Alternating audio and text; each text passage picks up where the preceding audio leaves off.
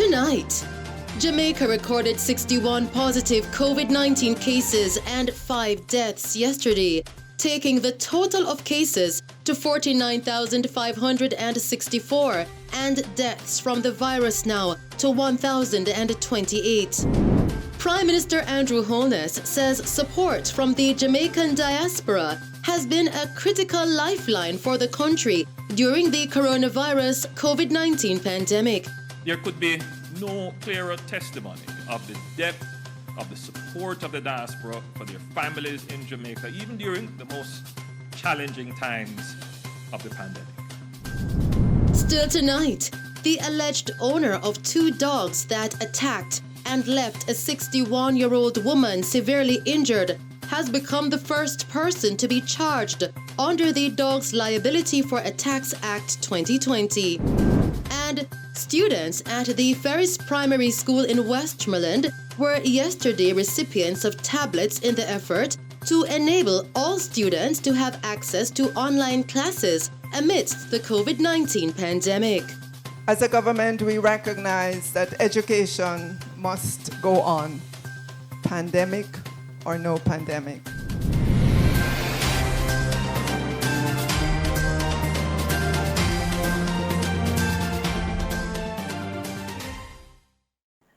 Good evening. Jamaica recorded 61 additional COVID-19 cases yesterday and 5 deaths, taking the total of infections now to 49,564 and total deaths to 1,028. Now, according to reports from the Ministry of Health and Wellness, the new cases comprise 30 females and 31 males between the ages of 2 and 80 years. These cases were recorded in Kingston and St. Andrew with 17 cases. St. Catherine recorded 13 cases. Clarendon recorded 7 cases. Hanover, 6 cases. St. Elizabeth recorded 5 cases. St. James and St. Mary recorded 4 cases each. Westmoreland recorded 3 cases, while Manchester and St. Anne recorded 1 case each. Deaths include 2 males from St. Catherine aged 75 and 53 years, and 3 males between the ages of 66 and 87 years from St. James, whose deaths were previously classified as under investigation. The country had 151 recoveries, taking the total of recovered persons now to 28,333, resulting in 19,836 active cases. In other news tonight, Prime Minister Andrew Holness says support from the Jamaican diaspora has been a critical lifeline for the country during the coronavirus COVID-19 pandemic.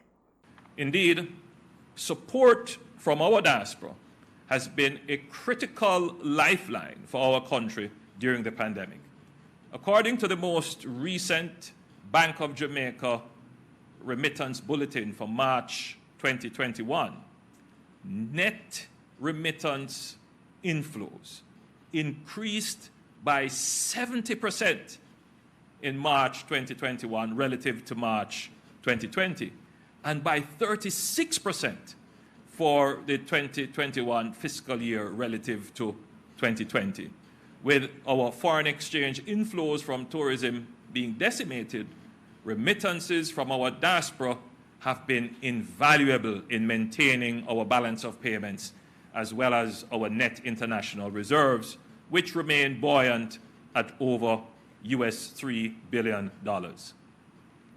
There could be no clearer testimony of the depth of the support of the diaspora for their families in Jamaica, even during the most challenging times of the pandemic. Mr. Holness, who was addressing a prime ministerial town hall meeting held as part of a virtual Jamaica Diaspora Sustainability Symposium, argued that despite all this support, the powerful reservoir of capital expertise and relationships remain largely untapped relative to its potential.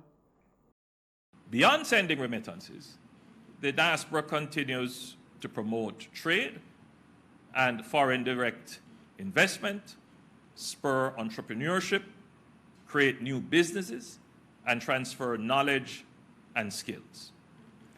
Despite all this support, this powerful reservoir of capital, expertise, and relationships remains largely untapped relative to its potential. According to a 2017 study by the Caribbean Policy Research Institute, CAPRI, the unrealized economic potential of the diaspora represents, at a minimum, US $1.5 billion annually, US dollars. This potential, if realized, can catalyze the growth and development of Jamaica. Meanwhile, Prime Minister Holness says there are numerous investment opportunities available to members of the Jamaican diaspora. Here is Killeen May with more on this story. Prime Minister Andrew Holness is encouraging members of the Jamaican diaspora to take advantage of the myriad of opportunities that exist for investment in the country. There are several areas that government is pursuing. So the first is construction, infrastructure, real estate, and housing. And I think we need more of our diaspora to own a piece of Jamaica.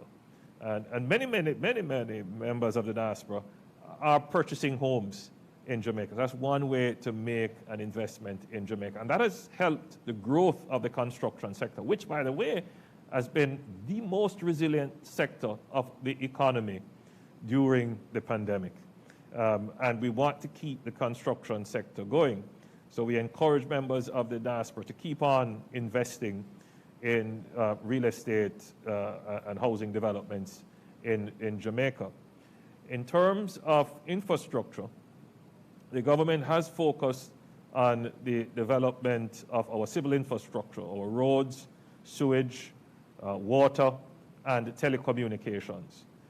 The options and opportunities for participating in that, these are being developed in terms of developing infrastructure funds and so forth.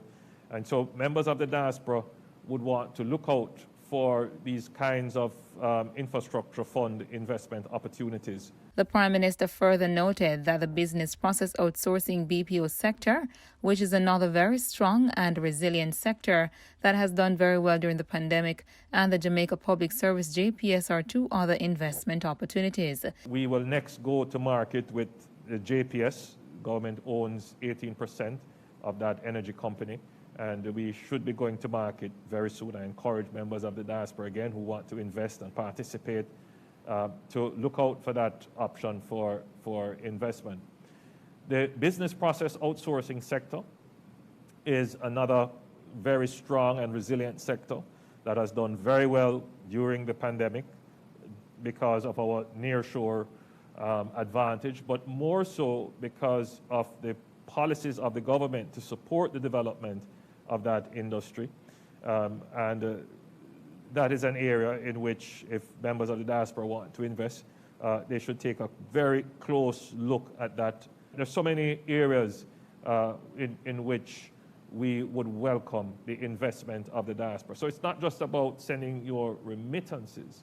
There are real business opportunities in Jamaica that we encourage you to take advantage of. He argued that Jamaica's economy, which is evolving and becoming a true representation of a market economy, is ideal for investment. There are many opportunities that are not necessarily structured for you to participate in. And what we see is that there are persons from other countries who actively seek out those opportunities and invest and participate in Jamaica. From where I sit, I'm surprised to see the interest from all over the world of people coming, looking for investment opportunities and participation in the Jamaican society. So aside from the structured approach, which is being led by the Ministry of Foreign Affairs and at the ministry level, including the Ministry of Health, I would urge individual members of our diaspora to look for the opportunities in Jamaica. the Jamaican economy is evolving, and we are becoming a true representation of a market economy. We have a free exchange rate. We have strong processes for open and competitive tendering and procurement. We are actively trying to create what we term as the ownership economy, meaning that the government is actively positioning assets that it owns to be owned by private citizens. And we would definitely love and indeed prefer to have our own Jamaicans seeing Jamaica as a risk worth taking and investing in Jamaica. Reporting for Mello TV News, I'm Killeen May.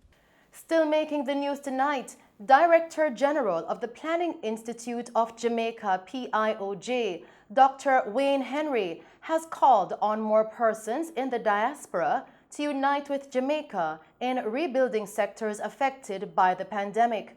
Dr. Henry told members of the diaspora that the ministries, departments, and agencies of the government will work with them to guarantee and assure an enabling environment that has active inclusion and participation in national development. The symposium was held in recognition of Diaspora Day on June 16 under the theme Jamaica and the Diaspora, Stronger Together for a Sustainable Future. It is organized by the Ministry of Foreign Affairs and Foreign Trade with support from various partners. In other news tonight, officers assigned to the St. James Police Division say they seized one 9mm Bursa pistol with a magazine containing 12 rounds of ammunition during an operation in Granville in the parish yesterday. An extra magazine with 13 9mm rounds of ammunition was also seized. Reports coming into our news center are that at approximately 10:30 a.m., law enforcement officers were in the area when they saw a Toyota motor car with 4 men on board whose actions aroused their suspicions. The driver of the vehicle was signaled to stop, and he reportedly complied. The men were then searched, and the firearm and ammunition were found in their possession. They were subsequently taken into custody.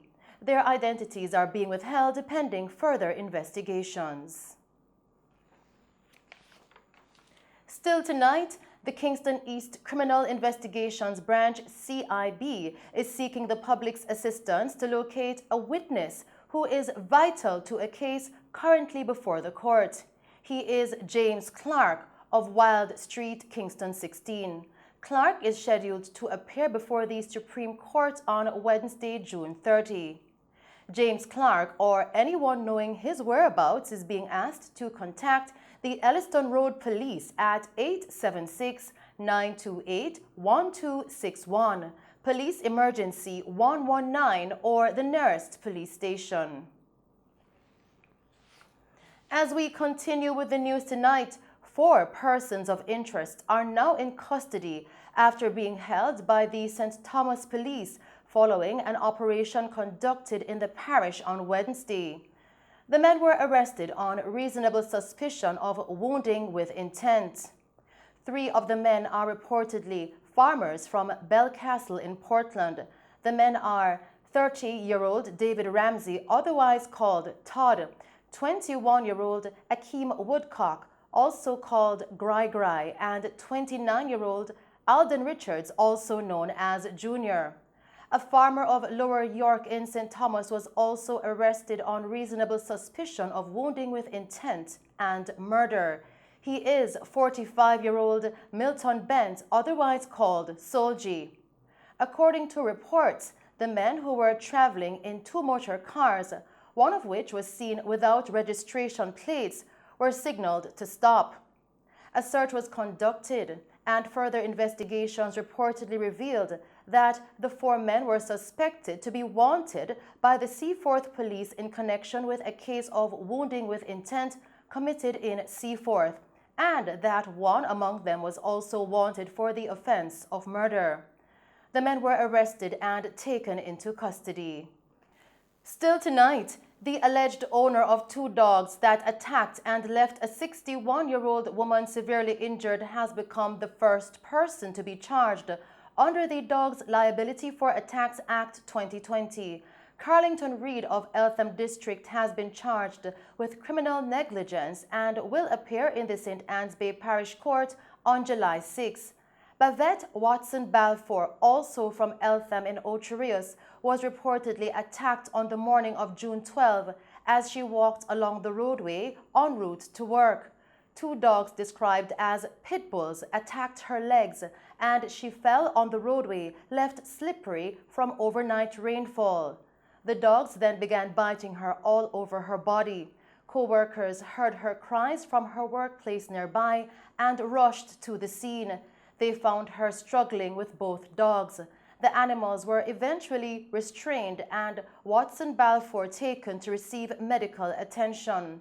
The case against the alleged owner will be closely watched as it will be the first prosecution under the Act that was passed last November, replacing a more than 100-year-old piece of legislation. Under the Act, anyone injured by another's dog while in a public place has up to 6 years to file a civil claim. The dog owner can also be charged with a criminal offense punishable by a fine of up to $500,000 or be imprisoned for up to 6 months.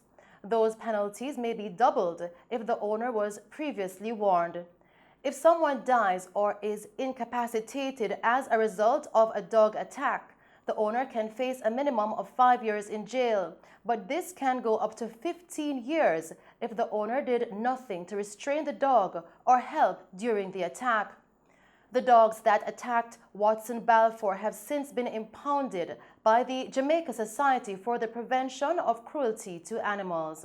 And those are some of the stories making news.